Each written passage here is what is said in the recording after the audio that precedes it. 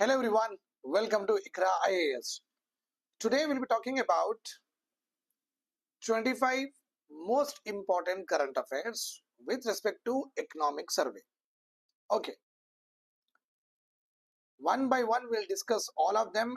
Along with that, we'll also take care of MCQs. Please remember this point. We'll also talk about MCQs and we are trying to learn the economic survey, the most important 50 concepts of economic survey, including indexes, including terminologies, including concepts. So all of these together, the most and most precious 50 important aspects we are going to learn from economic survey 2025. Okay, definitely if you are going through this, you will be definitely having an edge in the examination. Okay,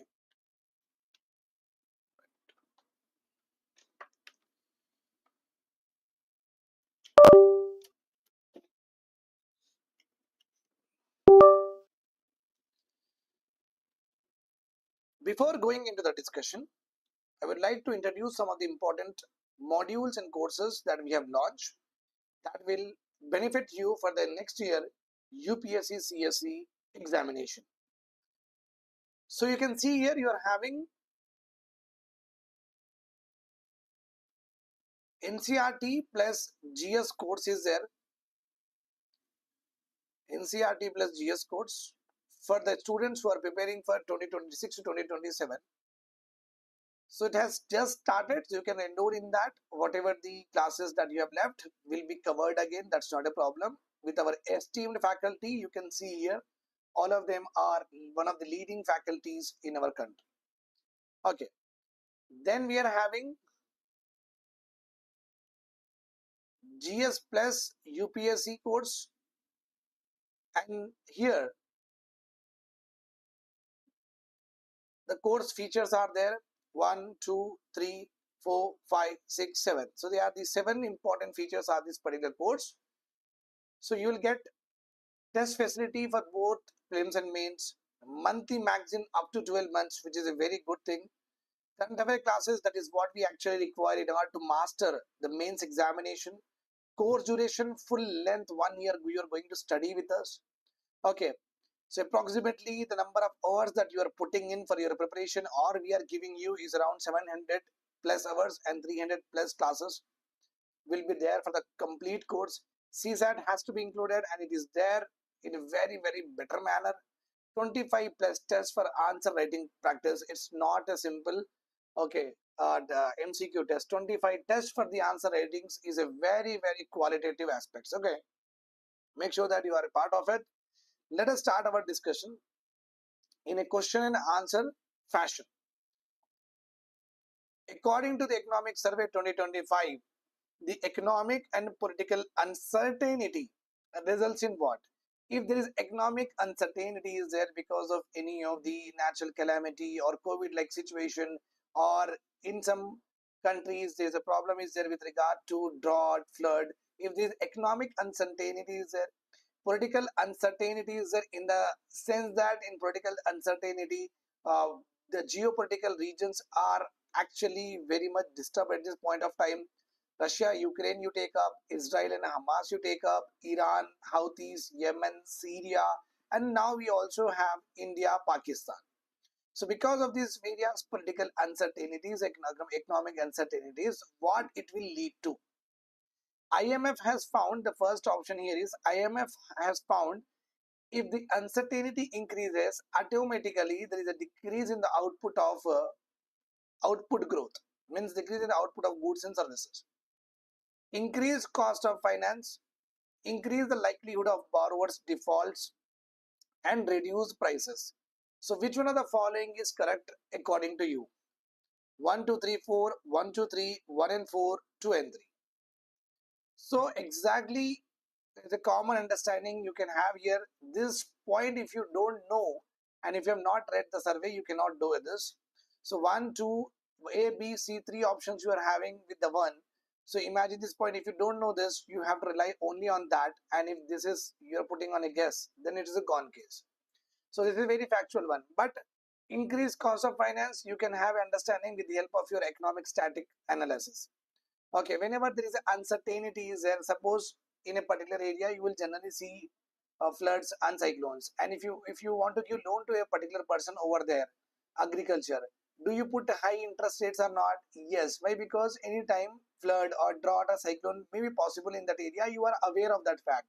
So basically, whenever there is a uncertainty is there, the bankers or the credit financiers generally put lot of interest rate in order to cover their money at the early years. So increased cost of finance with the understanding you can write it. Obviously, when the uncertainties are there, you never know the particular person will give or not. So borrower default is possible here. Reduce prices. If uncertainties are also there, what will happen? You will generally sell your produce, just like what is happening in Jammu and Kashmir with regard to India's war with Pakistan. Now, Jammu and Kashmir, some of the areas are affected. I'm taking the example of Kashmir because it to just make you understand. So what will happen? The traders over in the Jammu and Kashmir, because of this war, if it goes beyond a certain time, what will happen? Whatever they have produced, they wanted to just sell it off at the earliest. Okay, if they sell it off at the earliest, they will get minimum amount of money that they can use it for their survival. Like, getting my point? So in case of uncertainties of economic and political aspects, there is a definitely you will see what reduced prices. Okay, so 2, 3, 4 are anyhow right. If you're aware of the first one, that has to be getting from your knowledge from the economic survey. So at this point of time, all of these 1, 2, 3 or 4 are correct. Okay, this is your answer. Remember this point. Okay, remember important thing here when we are discussing this MCQs, whenever I'm saying that this statement is right, this statement is right, it means that you are learning more factual information with the economic survey. If 30 MCQs we are discussing, let us suppose, and in every MCQ there are around 3 statements are there. So basically you are able to learn 90 crude very important facts with regard to economic survey 25. Okay, right.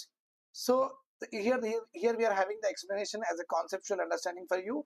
The world is, the economic survey says that the world is experiencing political and economic uncertainty. So IMF has clearly demonstrated that increase in uncertainties will lead to decrease in output growth. That is there in the survey only. Along with that, what will happen? Okay, investors will be very what not so keen to invest in a particular country which is suffering from this economic and political crisis. So they will ask for more compensation if any war broke out. Okay, that's how the cost of finance may increase. So borrowers default is possible, higher capital cost is possible if in a country, basically what will happen if this war is going on or some uncertainties are there with regard to climate, etc. The capital, the land acquisition cost will also increase. Okay, uncertainty shocks in advanced economies already proved that in whenever there is a uncertainties happen in US, always they had what lower output and reduced prices. This is what through empirical evidences we understood it. I hope what are the results of economic and political uncertainties, what they will result in, we understood in MCQ and the conceptual aspects also. Let us now go with the second important question, find the correct pair. So in the economic survey, generally geopolitical risk index is mentioned. Okay, according to this index, it tracks adverse geopolitical events through newspaper articles. That's all. They will just analyze the newspaper article and they will try to give some score for all the countries. On the basis of the score, the investment etc. will be decided by the people. Okay, trade policy uncertainty index is also there, which cover the frequency of articles mentioning trade policy uncertainty. Suppose government of India has got national manufacturing policies there. This policy is being continuously revised and revised, like GST is there continuously revised and revised. It means that the policy of our GST of our country is not so stable. In that case also we will get what lesser score and the investors will get harmed. Investments will get harmed. The third important index we are having is Global Economic Policy Uncertainty Index, which is nothing but a GDP weighted average of National Economic Policy Uncertainty Indexes for 21 countries. So basically GDP we are weighing with what? National Economic Policy Uncertainty Index. When we are saying National Economic Policy Uncertainty Index, it means what? Every nation have a uncertainty index policy. So GDP and how much weight is given to that particular uncertainty index. With the help of that, we'll try to calculate for 21 countries. Okay. So according to you, which one of the following is the right answer? A1, 2, 2, 3, 1, 3, all the above. If you're aware of these indexes in the economic survey, then only you can do it. Otherwise, you cannot do it. Remember this point. Our answer here is all the above. In addition to these three important factual indexes that I have given, you have to learn the same way. That's what I have told you just now, that if you're learning one MCQs, basically you are learning three important concepts and statements of facts with regard to Economic Survey 2025. Now, RBI has also developed a policy uncertainty index, which is also called as National Economic Policy Uncertainty Index, which we have discussed in the previous slide. The Reserve Bank of India has developed a policy uncertainty index specifically for India only, utilizing various global indices, because in order to have a clear understanding and aligning with the other countries. This index leverages internet search data from Google Trends to assess policy uncertainty for domestic and international events. So basically what will happen if I go on the Google and try to type that, okay, GST policy 2023, GST policy 2024, if we go on typing like that, it means what people are more worried about this particular policy, and for people it looks what very uncertain that this policy may change. So RBI will try to track this trend and see that how much in domestic and international events are actually linked to what our national policy uncertainty index, and we do it update at real time. Means whenever, like real time is nothing but every other day or every other week, we continues to try to track it, and we'll try to give a uncertainty index. Suppose the individuals are not typing anything on the Google with regard to how our policy is actually flaring. It means what our policy is, the people trust our policy and it is more or less very stable. Okay, in that case we'll get a good score, and which actually helps the investors to invest in our country also. Okay, I hope these three are clear. Okay, right, fine. Now, friendshoring and nearshoring are the terms found in Economic Survey 2025. What does they mean? The first one is they are related to international trade. Friendshoring and nearshoring is related to geopolitical arrangement of the countries. Sixth C is international. Okay, Sensex. The fourth one we are having is international sea route. So according to you, what is these two terms are related to which one of the following concepts? These have always been one of the favorite question of UPSC. If you see the previous year UPSC questions, in that they may ask you that so and so terms are related to what with regard to IVC, the coin names they will give, okay, or the architecture names they will give, the dance names they will give. Sometimes they will give cyber attacks, the term skimming, okay, then the spam etc are related to cyber crime. So possibility is there when these kind of terms comes, so they will try to make us to learn that whether these terms you know or not. So our answer is very simple. Friend shoring and near shoring is related to what? International trade. Shoring is nothing but having a anchoring country. Having a anchoring country, the country that is actually we can trust and we can rely on it. Such kind of countries are called as anchoring countries in our context now. So friend shoring is nothing but if I am in India and trying to I'm producing here. Okay, basically my favorite country below is at this point of time is Sri Lanka. So I will try to source my raw material, my finished product majorly from what? Sri Lanka only, because at this point of time I cannot trust Pakistan, cannot trust China, and Myanmar is not so developed, and Bangladesh is not. We are is in a brink of what having a very hostilities. So Sri Lanka. So this is called as what? Friend shoring, means we'll try to, the country will try to find out the very related friends, okay, which share the common values, that is called as friend shoring. And we are having what? Near shoring. Near shoring is a concept where what will happen, the country, see if I'm having a country like Godrej or Godrej companies area, okay, I will try to put the same company in the nearby our friendly country only. Means a subsidiary of our country I will put in what? Sri Lanka. I'll put in Sri Lanka. That is called as what?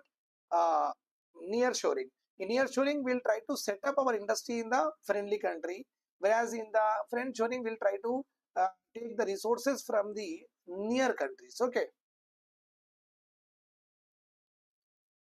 that is what I have told you. Friend shoring is a strategy where a country sources the raw materials, any components, and even manufacture goods from the countries that share its values.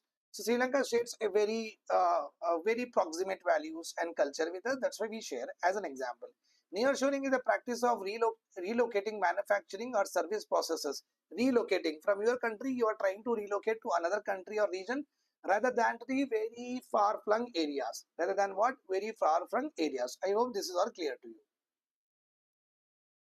Now, which among the following best define technical tariff and non-technical barriers? Okay, this has been there in the news quite a few times, and in the economic surveys also, along with that newspapers also. Technical barriers, non-technical barriers, these kind of abbreviations we have already seen.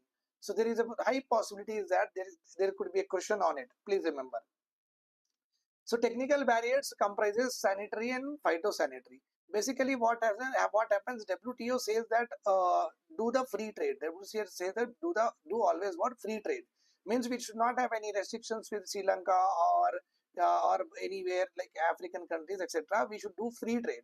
When it is possible, when you don't keep much of the barriers with regard to custom duty or import duty or whatever the duty is there, or with the quality checkups, etc. You don't put much barriers between these countries. That's why then only the free trade wheel is possible.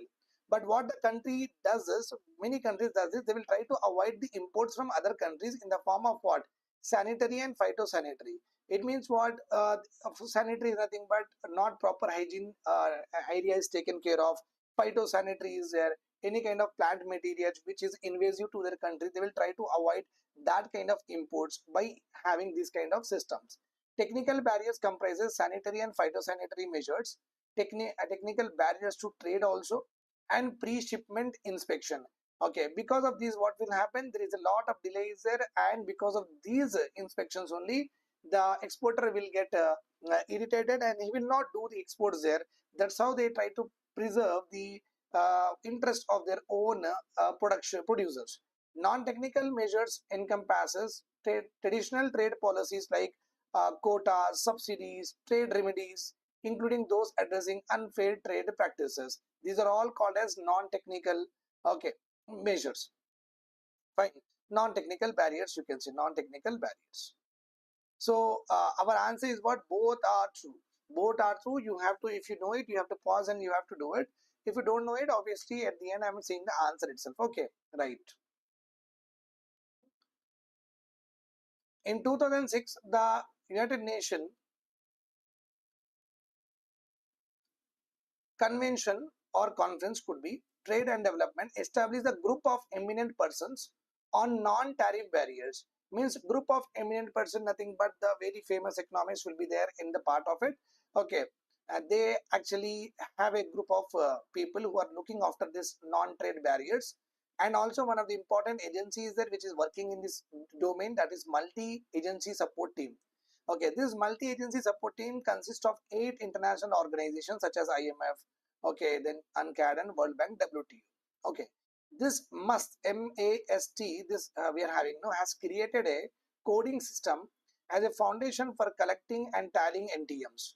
Foundation for collecting and tallying what? MTMs. The objective of international classification is to provide information and clarification on new and existing measures and to improve their comparability across the countries.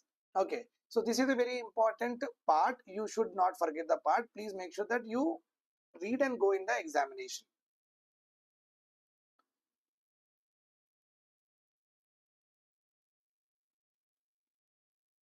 Right. Which among the following is incorrect about carbon border adjustment mechanism? Again, a very, very important question for the time, for the sake of what? Examination.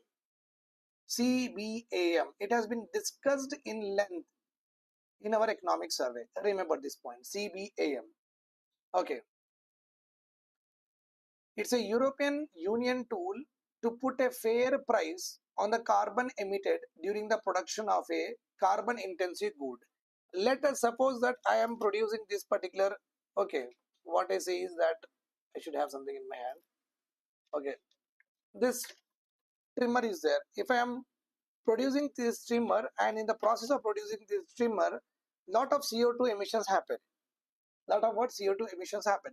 How much amount of CO2 emissions happen, that much amount of basically charge will be levied by the EU. That is called as cross-border adjustment mechanism. Means from our country to their country, we are crossing the border and we are actually exporting our goods. So when we are doing that, okay, they don't want the carbon emitted products in their country.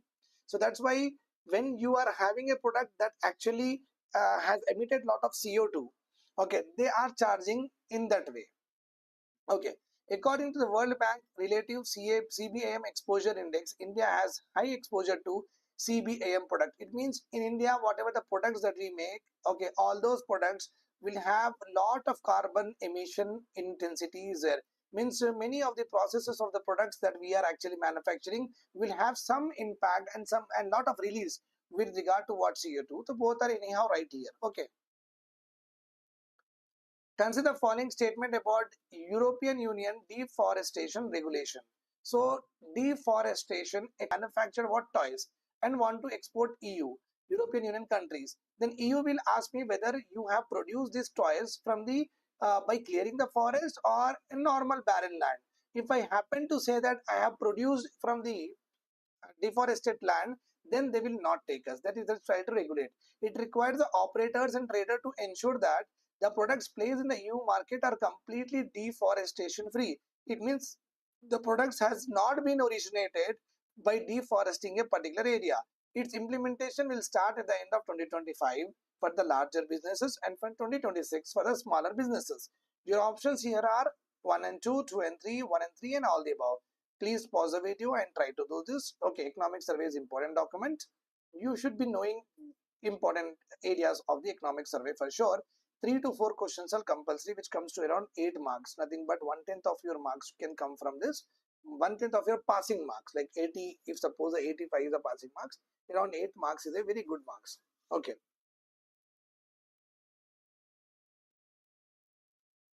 So all the above are right. All the above are right. I hope this is clear to you. Okay. Chalo. Which among the following is incorrect according to the Economic Survey 2025? India's total exports have shown positive momentum in the first 9 months of financial year 2025. So basically our exports might have dipped before, now they have risen up. Okay, so got a momentum in the last 9 months, which has been the latest according to the Economic Survey. Import value of India first time is less than the export value, whether this is true. India's overall deficit is USD 79 billion. Okay, whether this is true or not. India's share is in global export services export has more than doubled, reaching to around 4.3% in 2023. It was only around 1.9% in 2005. So in like let us suppose 1.9 is 2, round figure 2, it doubled to what? 4. It doubled to what? 4. So almost like it has more than double the services export, global services export, our share in the global services export. So which one of the following is incorrect? Please pause the video and try to see. One is wrong and 3 statements are anyhow correct, which also gives you 3 important facts with regard to the economic survey 2025. So here this statement is wrong. Whenever we are in India is always in deficit, not with regard to the service sector, but with regard to the mercantile exports and import. The net exports always we are having what you can see in the negative only. Why? Because CT scans, MRI scans, lot of like Apple technologies, iPhones, lot of things, high value and take things we will generally import a lot. That is the reason import is more valuable than our export, and we always get deficit. So this is a wrong. Import value of India has been always more than what export value. So this is a completely wrong statement. Consider the following statement. International North-South Transport Corridor. It is a multimodal transportation system established in September 12, 2000. It is a joint initiative of Iran, Saudi Arabia and India. So basically here in this particular corridor, whether India is a part of North, that is important. If you are aware of this, obviously when North and South corridor we are talking about, so we are going from what? South to North or North to South, whatever it is. So some important countries will generally transcend, right or wrong? Yes. So you should be knowing that which one of the following. Pause the video and try to do this particular question. So answer is India, Russia and Iran. We do not have what? Saudi Arabia here. This is the point that is missing here. So only one is our answer. Why? Because it is joint initiative of Iran, Russia and India, not the Saudi Arabia. You can see here India, Iran and Russia. Okay, this is a new route we are having. This is the older route. Actually, we have to go to Arabian Sea, then we have to go to, I will just take this particular red color so that it becomes more visible to you. Yeah, you can see here before from Arabian Sea, all Arabian Sea we used to transfer, then go to what? Red Sea, then go to Mediterranean Sea, then go to English Channel, enter into what? Okay, very long Atlantic Ocean. Then to here we'll go, and here we used to reach to what? Russia. This is how we used to go. Now we are directly going from India, Iran, and Russia. So we are able to connect the European market, especially the Central Asian and also the Eastern European markets. We can easily connect with the help of this international North-South transport corridor. Only three countries are there here: India, Iran, and Russia. Which among the following countries are not a part of countries which are actually registering their claim on South China Sea? You might be aware of this fact that just below the China, we are having South China Sea is there like this, and a lot of countries are there here. Okay, they are also saying that China is saying that this South China Sea is ours, almost like 3/4. They are claiming that it is ours, whereas USA and other countries are opposing for that particular claim. Apart from that, other countries which are small here, Vietnam is there, Brunei is there, they are also saying that they want a part of this South China Sea. So many of the island nations and also the China are contesting that they want this South China Sea. So here we want to know that which one of the following countries are actually registering their claim in the South China Sea. China is anyhow there here. We should be knowing not a part of. Okay, so please pause the video and do it. But let us understand here. Okay,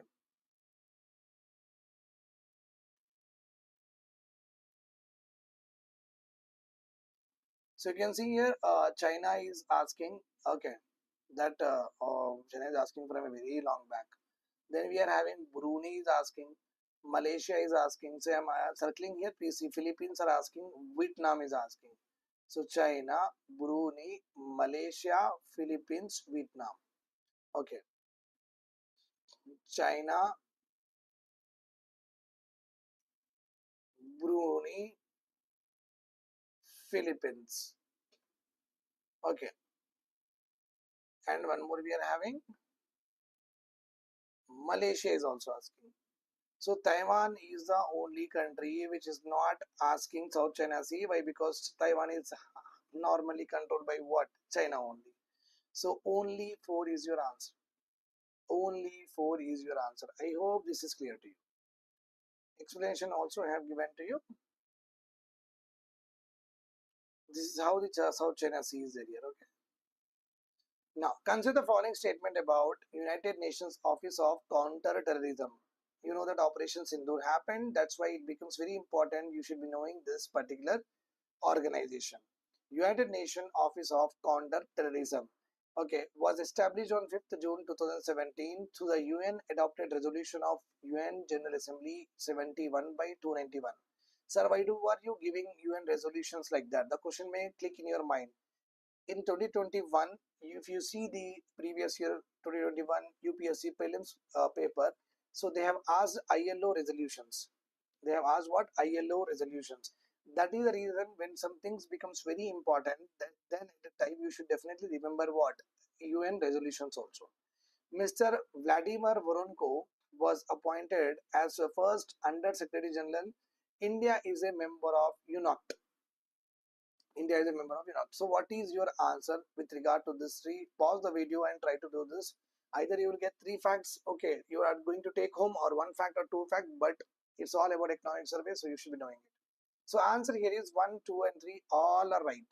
So you can see here India is contributing. India is actually contributing a lot. $5 lakh we have contributed. $5 lakh we have contributed, okay, to UN Counter-Terrorism Trust Fund. So when India is contributing means obviously India is a member. Obviously what? India is a member. Okay. Then consider the following statement about the industrialized disinformation 2020 global inventory. So lot of disinformation is happening across the country, even in Operation Sindoor also. The media war was won by Pakistan, whereas military war was won by India. Why we are saying means Pakistan consulates or ambassadors or influencers or actors or actresses or Pakistan media, okay, as in the total world they have completely spreaded the misinformation that they have won over India, and they were very successful. All the English news channel etc., they are actually running the, what I say is that breaking news kind of titles they are running, like Pakistan has shot down India's 4 Rafales, etc., so and so forth. So it means what, the media war is won by Pakistan. Military war they can never win in their life, that is for sure. That is the reason, in order to change the perception of the people across the world, 22 important delegate nations, 22 important delegates of our country are visiting various nations in order to make them aware about Operation Sindoor. Okay, we'll try to put facts and figures in front of them, and we'll try to tell them that Pakistan has lied blatantly on our face. Okay. Consider the following statement about industrialized disinformation 2020 global inventory. It is released by Columbia University Study Group. According to this report, at least 81 countries' governments attempted, means governments attempted what, cyber manipulation for propaganda and disinformation. So Pakistan has done this only. India rejected this report, saying that report biasness for legal process to arrest what, political leaders. So India is ranked 81. So not exactly 81. India is ranked very bad here. That is the reason India says that no. Means if we are ranking very bad here, it means what, India is also, Indian government is also sponsoring what, cyber manipulations. But we don't do such kind of things, whether it is voting or whether it is elections, etc. So answer this here is, please pause the video and try to answer. The answer here is 2 and 3, because it is not Columbia University Study Group, it is Oxford Study Group. Oxford Study Group. Remember this point. Which among the following are the new entrants of NATO? We are talking about new entrants of NATO, recent entrants of NATO. First of all, you should be knowing the all the NATO members you cannot remember, obviously. New members only can remember. Pause the video and try to do this. So Finland and Sweden are 1 and 2 are the new members of NATO. Remember this point. You may also say that, sir, Poland is also the NATO member only. Yes, true. But Poland has joined way back after this Ukraine and Russian war broke out. So Poland was already a part of NATO. So we are talking about new members of NATO. That is how the UPSC deceive us with regard to what terminologies. So Ukraine is obviously not allowed to join what, NATO by Russia. So NATO is a political military alliance consisting of countries from North America and Europe. It was founded in the year 1949. 1949, we also have Banking Regulation Act also came into being. Remember this point. So in NATO, a very important article governs this all nations. If a country attack one NATO member, it means it is an attack on all NATO members. That's why one country, if they defend, no, all countries will support this country to defend itself. Consider the following statements. A new classification of MSME has been given by the Nirmala Madam. We are trying to see that. Micro, small and medium enterprises investment increased to 2.5 crore. If your company is up to 25 crore investment is there, then it is called as small enterprises. If your company is up to 125 crores you have invested in establishing your industry, then it is called as medium. Turnover criteria of small and medium enterprises are kept same. So which one of the following is true? 1 and 2, 2 and 3, 1 and 2, 3, and all the above. Okay, please do this particular question. The answer here is very simple. When the investment criteria changes, automatically turnover criteria has to change. It is a basic economics. So that's why if this changes, this cannot be what same. So this has to change.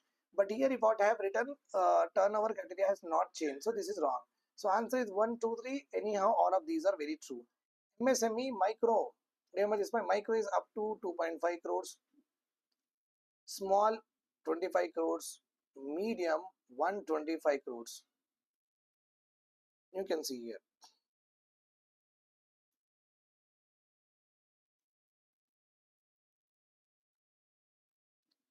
Micro, small, medium enterprises investment up to 2.5 crore, then 25 crore for the small. For the medium enterprises, we are having what, 125 crores. Turnover doubled here. Here also you can see turnover doubled to 500 crore turnover. So turnover keeping the same is wrong statement there. Find the correct pair, just like we are having Sensex, NSE, BSC that belongs to India. In the same way, various countries have their national census, which we are going to see in the correct manner. Hong Kong Sensex is called as Hang Seng. Is it true or not? US Sensex we call it as Nasdaq. Singapore Census is called as FTSE Straits Times. South Africa Census is called as FTSE JSE. Which among the following is true? Okay, country and the Sensex name. Pause the video and try to do this question. The answer here is all the above. All are true. Okay. What do you understand by lower tail dependence? This is a concept mentioned in the economic survey, and the terminology that one has to know. It indicates the correlation between yield loss and rainfall deficits. Okay, yield loss and rainfall deficit. So whenever rainfall deficit happen, yield loss. So rainfall deficit is there, yield loss will be very stronger. Okay, extreme rainfall deficiencies than for the minor variations. So when there are extreme rainfall problems are there you will see what yield loss also you will see, means per hectare capability to produce the crops will decrease. It indicates the correlation between yield loss due to climate change. Second one, it indicates the capacity of dam reservoir at the last barrage of the major dam. Okay, capacity of the dam reservoir at the last barrage, means when you start from 50 million cubic TMC, when it comes to the lowest dam, how much amount of at a lower tail end, how much amount of water we are storing. It is a term used in what cricket, because lower tailenders are nothing but those who are what bowlers and coming for what batting. Those are called as tailenders. Which one of the following is actually right? Answer here is, pause the video and say the answer here is 1. Okay. Nagy and Ramaswamy, one of the important agriculture economists, they examine the relationship between crop yields and rainfall. So crop yields and rainfall that they have for the 9 crops. They found a strong link is there between the significant rainfall shortfall. Whenever there is a shortfall in rainfall is there, significant loss will happen with regard to the crop yield, they said. This statistical phenomena is also known as, this statistical I'm saying phenomena means empirical based statistical phenomena is known as lower tail dependence, indicating the correlation between the yield loss and rainfall deficit. Is yield loss and rainfall deficit is stronger for extreme rainfall and lesser for minor variations. But at the end, if there is a problem with regard to the rainfall is there, obviously the problem will be there with the yield also. Which among the following are the benefits of drip irrigation? According to the Economic Survey 2025, they have mentioned it. Resource conservation, reduction in cultivation cost, improve crop yields, enhance farm profitability. So when you conserve your resource, it means what your fertility is anyhow intact, you can say like that. Okay, and when you have very good fertility, so your cost of cultivation will decrease. Why? Because you have to buy less fertilizers and other manure related nutrition related aspects, so cost will reduce. Okay, when the fertility is intact and you're able to do in the less amount of fertilizers, it means that your soil is very good. So per hectare yield will also be more. Whenever per hectare yield is more, then it is called as, means yield is nothing but 1 acre we got 10 tons of tomato. The same 1 acre in the next year we got 20 tons of tomato. Okay, we got 20 tons. So same 1 acre in 2023 we got like this, in 2024 we got like this. So same tomatoes in the same area we got more production, then we call it as yield. So when the yield increases, obviously what will happen? Profitability of the farmer will increase. So answer here is all the above. Drip irrigation is C. So slowly water will be one drop will be given to what? Crops. So conservation of resource. Resource here is what? Water. Water we are not just leaving it on the farmland. We are trying to use it very judiciously. Okay. 25 questions we have done today, and tomorrow I'll be completing more 25 topics with regard to the economic survey. Please don't forget this. Make sure that you learn all of this, whatever we are discussing. This will become one of the important areas. Like last 3-4 days we are doing the classes for the quick revision. Do not leave it. Go to the exam after watching and learning this. You will definitely will be benefited. At least 10 questions, I'll make the difference. No need to worry about it. Take care.